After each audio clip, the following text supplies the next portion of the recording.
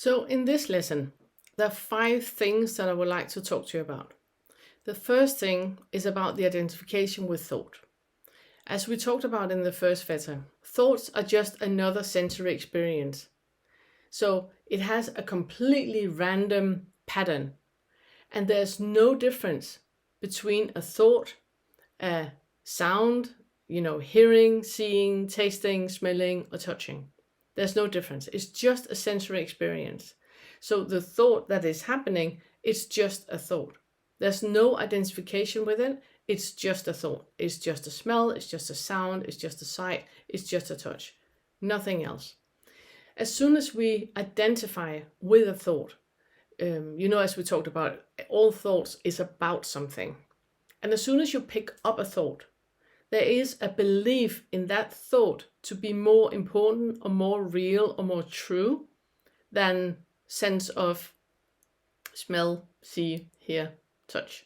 That identification with thought is important to look at, because the identification is the one that makes you believe that something can be added or subtracted to the moment. So when you have a thought and there's an identification with that thought, there's selfing happening. That's ego.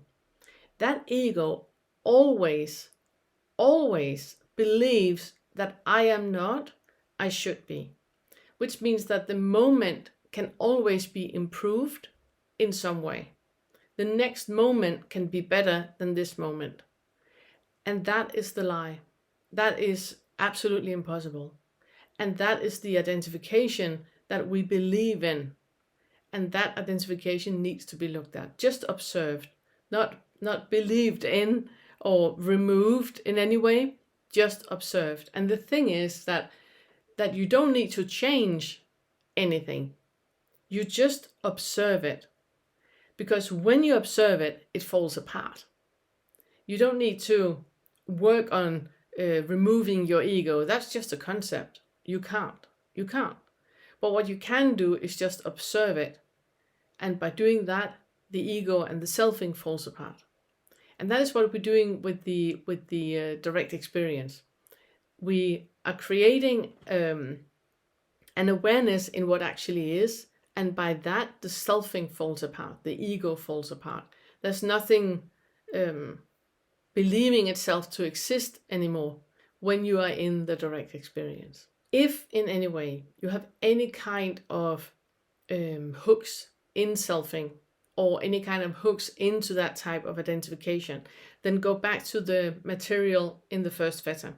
And don't see it as you going back and now you're back and working with the first Fetter. Don't look at it like that. This is just another tweak on the kaleidoscope. It's not a linear process. The first Fetter is not the first. It's just about identification with thought. And whenever you catch yourself in having identification with thought, obviously it's a great idea to look into that identification with thought. That we call it the first Fetter is just to have some kind of, linear process when we talk about it. But in itself, it's not the first Fetter, It's just about identification with thought. And you might catch yourself in identification with thought even when you're working with the sixth Fetter. You all of a sudden realize that, oh my goodness, I actually believe that there is an I here and there's something there.